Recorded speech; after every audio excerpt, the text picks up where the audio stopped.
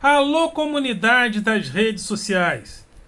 Mais uma vez aqui para tratarmos de mais um tema. E hoje eu gostaria de falar sobre a Copa e a paz.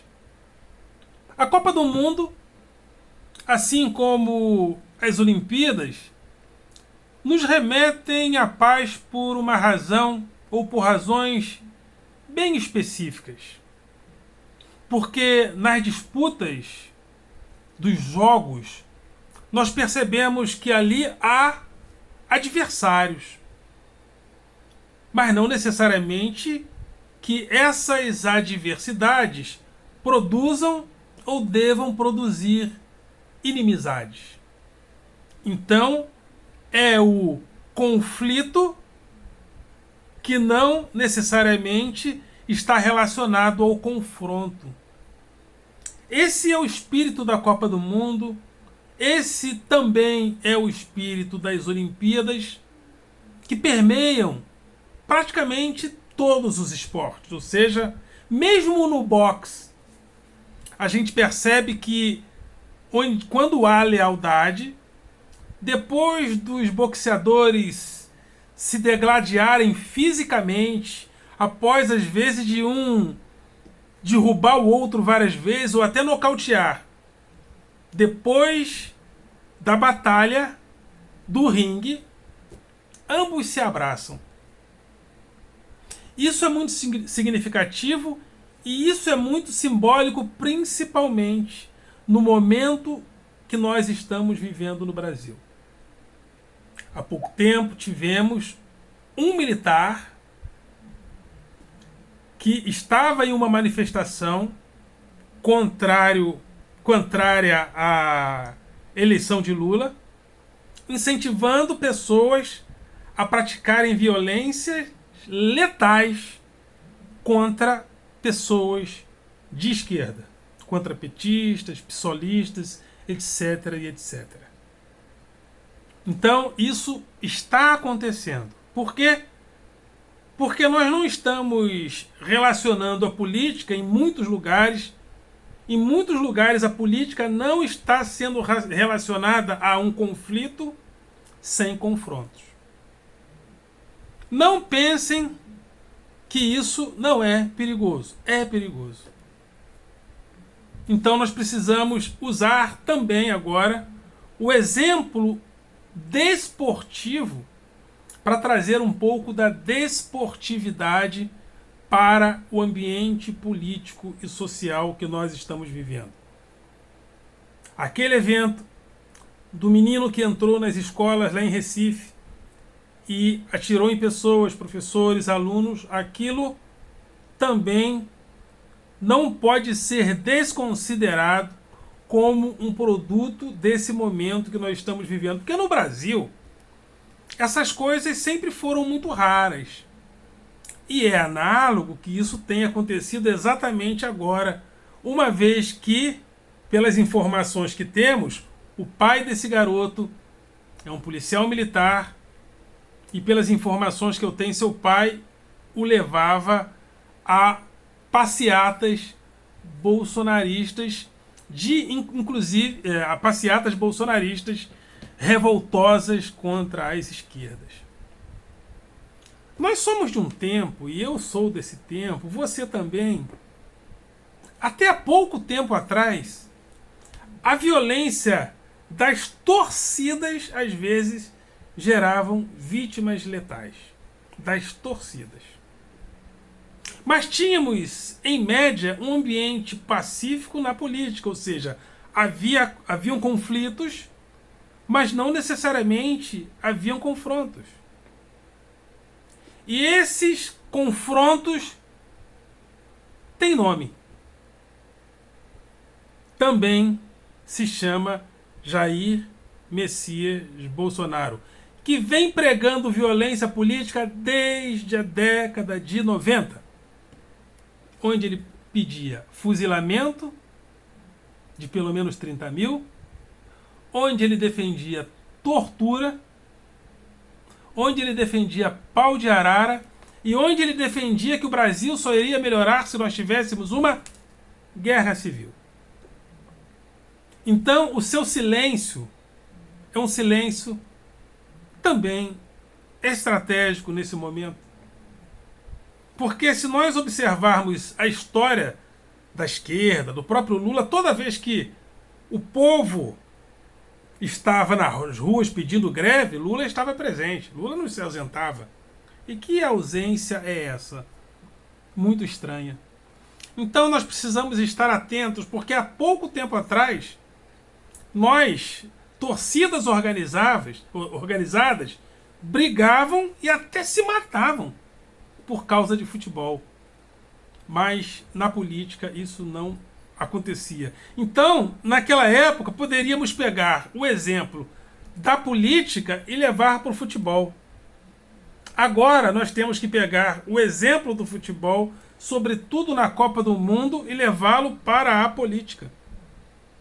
Porque os confrontos dentro de campo, não necessariamente, os conflitos dentro de campo, não necessariamente simbolizem ou são sinônimos de confrontos interpessoais ou coletivos. Então, o exemplo que era da política, agora a política no Brasil está tendo que pegar do esporte. Estamos no momento de uma pausa, né, para assistir, em momentos de pausa para assistirmos os jogos da Copa do Mundo. As festas natalinas de final de ano estão chegando, mas o ódio tomou conta de alguns corações de forma quase irreversível. O ódio tomou conta do coração de alguns, incentivados pelos seus pastores evangélicos, porque há pouco tempo um pastor evangélico disse que nunca mais iria no Nordeste, porque o Nordeste votou no Lula. Ou seja, a pessoa se volta contra um povo, porque é um povo sofrido que viveu os seus melhores dias de combate à fome no governo Lula, não pode votar no Lula. E esse clima de ódio está tomando conta de alguns corações de forma quase irreversível, e nós precisamos estar atentos em relação a isso. Porque Lula e Alckmin correm perigo? Bom, risco zero não existe. Nunca. Claro que a possibilidade muito maior é que as coisas transcorram pacificamente. Mas se Jesus estava certo quando ele dizia que a boca fala do que está cheio o coração, é só visitarmos as redes sociais para vermos pessoas ameaçadas. Eu tenho sido ameaçado em vários momentos por pessoas que não aceitam a minha posição de esquerda. Há pouco tempo, né, analogamente, a pessoa que tentou atirar em Cristina Kirchner era um brasileiro que tentou matá-la, mas a arma falhou. E no Brasil estamos tendo essa quantidade enorme de pessoas que se dizem religiosas, pregando a ruptura, incentivando a possibilidade de haver a ruptura. Porque a pior coisa que pode existir é quando o sentimento de ódio advém de um fracasso irreversível. Quando uma pessoa coloca a sua fortuna em um só investimento, se aquele investimento der errado, ela perde a sua fortuna. A derrota de Bolsonaro, ela foi uma derrota que, se nós fizermos a contagem dos votos, ela não foi tão acachapante assim, ela não foi tão assustadora assim, porque ele teve mais votos que na eleição passada, 57 milhões de votos ou mais. Gente, é voto demais, são votos demais. Só que houve o acometimento de um erro. Qual foi o erro? Investir todas as suas fichas no antipetismo. Se eu errar, o Lula volta. Como todas as fichas de Bolsonaro foram investidas no antipetismo, na hora que a derrota veio para o Lula, a derrota pareceu maior e está parecendo maior do que ela foi. Por quê? Porque Bolsonaro investiu todas as fichas dele no antipetismo. Então, quando veio a derrota veio de forma muito mais acachapante. O antipetismo, ele investiu tudo no antipetismo. E quem ganhou? Investiu tudo no antilulismo. E quem ganhou? O Lula. Bom, se ele investiu tudo no antipetismo, todas as energias dele foi em direção a isso. Todas as suas energias cooptadas por muitos dos seus apoiadores, dos seus apoiadores mais fanáticos. E quando você se arvora em uma esperança apocalíptica, que ou é aquilo ou o mundo acaba, ou é aquilo ou é isso ou o seu mundo vai acabar, o indivíduo pode entender que o mundo dele vai acabar se aquilo não acontecer. E a vitória do Bolsonaro não veio. O mundo de alguns aparentemente acabou na consciência deles. E eles não têm nada a perder. Entendem? Eles não têm nada a perder porque o mundo deles acabou. Eles enlouqueceram, gente. Algumas dessas pessoas que estão nas portas dos quartéis, eles estão loucos. Vocês não perceberam, não? Que alguns deles piraram, que estão loucos. Aquele cara gritando: Exército! Por favor! Os caras piraram. Aquele pessoal com o smartphone na cabeça, chamando os ETs para intervir, esse pessoal pirou. Muitas dessas pessoas não têm nada a perder porque eles chegaram à seguinte conclusão: ou o Lula não vai, ou o mundo acaba. Então, para algumas pessoas, o mundo acabou. O mundo acabou. Chegou o apocalipse. E esse comportamento psicológico, ele acontece em vários lugares da história. Aconteceu, por exemplo, na Palestina antiga, porque, sobretudo depois do cativeiro da Babilônia, nos 400 anos que antecederam a vinda de Jesus, muitos grupos se formaram na Palestina esperando o reino de Deus, e cada um esperava à sua maneira. Só que, como o reino de Deus seria estabelecido a partir de um Messias vindo da linhagem de Davi, essa era a esperança de muitos, os saduceus, ou seja, os saduceus não, os zelotes, era um grupo que entendia que o reino de Deus deveria ser afirmado pela luta armada. Porque os romanos estavam no poder. Os romanos eram a Judéia, não só a Judéia, como a Judéia, Galileia, Itureia e Cesareia, as 4 províncias de Roma que estavam na Palestina, estavam evidentemente sob o controle de Roma. Inclusive a Galileia, que era a província onde Jesus morava. E diante dessa realidade, muitos pegaram em armas ou quiseram pegar em armas, né? Como um amotinador. Por exemplo, Judas. Quando, pelo menos a narrativa bíblica aponta para isso, quando Jesus aparece, as pessoas esperavam que Jesus fosse aquele Messias militar.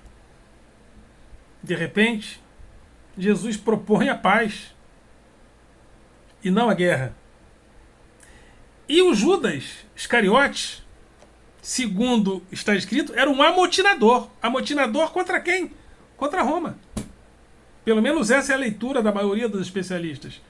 Então, naquele momento, solte a Barrabás, solte o amotinador, aquele que quer fazer uma revolução contra Roma. E muitos entendem que Judas Iscariote era, ou perdão, no quem Barrabás, perdão, não é Judas Iscariote não, que Barrabás, que fora preso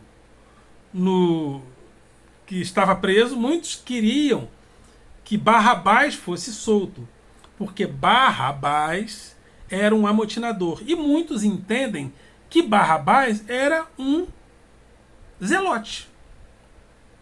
Então a esperança daquelas pessoas estavam na chegada do reino de Deus, e Roma era a descontinuidade dessa promessa. Então vamos pegar em armas para acontecer. E muitas pessoas enlouqueceram por quê?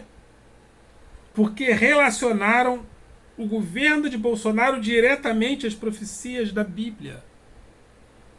Dizendo inclusive, relacionando inclusive Bolsonaro a um rei bíblico chamado Jair ou Geir, onde a Bíblia diz Geir ou Jair reinou por tantos anos. Então Bolsonaro teria que reinar por tantos anos. Tem gente com a Bíblia aberta pregando isso. Tem gente pregando que quando Jesus disse que os da esquerda não se salvariam, sim os da direita no julgamento, estão relacionando esse texto à esquerda política. Ou seja, se você é de esquerda, você é da perdição. Se você é da direita, você é salvo. Em outras palavras, basta você ser de direita que você é filho de Deus. E essa loucura político-religiosa tomou conta de algumas consciências, e isso está alastrado principalmente no pentecostalismo e no neopentecostalismo. Então, nós estamos numa fase delicada e que nós, evidentemente, que não vamos gratuitamente usar o esporte e o futebol para disfarçar problemas políticos reais, porque não é o futebol que vai fazer fanático se acalmar, mas que o futebol seja uma inspiração nesse momento, porque no esporte há conflitos, mas não há confrontos. Necessariamente não há confrontos interpessoais entre os atletas. E a política, quando ela surgiu, assim como as Olimpíadas, porque quando as Olimpíadas surgiam entre os romanos, elas surgiam e elas aconteciam, e nesse período as guerras eram silenciadas por um tempo, durante o período. Então, olha que inspiração que o esporte nos traz. E a política, ela é inventada também exatamente para que o diálogo conflituoso não se transforme em confronto. Mas é importante que a gente se conscientize que algumas pessoas hoje no Brasil decidiram pelo confronto. Isso é muito importante. Porque senão a gente vai ficar devaneando. E aí eu vou falar uma coisa radical. Radical para que a minha consciência fique limpa. Essas pessoas não estão falando de brincadeira que o Lula não vai subir a rampa. Muitos deles. Então, que a segurança do presidente esteja bem organizada, sobretudo no dia da posse. Porque o dia da posse, para o fanático, para alguém que apostou tudo, vai ser o dia de maior derrota da sua vida. Porque esse pessoal não tem mais nada a perder. Eles apostaram todas as suas fichas em uma única aplicação, no antipetismo. Bolsonaro, por mais que ele seja forte politicamente no voto, ele se enfraqueceu está chorando pelos cantos, choramingando pelos cantos. Por quê? Ele investiu todas as suas fichas no antipetismo, todas as suas fichas no antilulismo. E o Lula ganhou. Então, fica aqui esse alerta, fica aqui a inspiração do esporte, fica aqui a inspiração das Olimpíadas, do futebol e da Copa do Mundo, para que os nossos conflitos não se transformem em confrontos. Ok, galera? Vocês são do coração.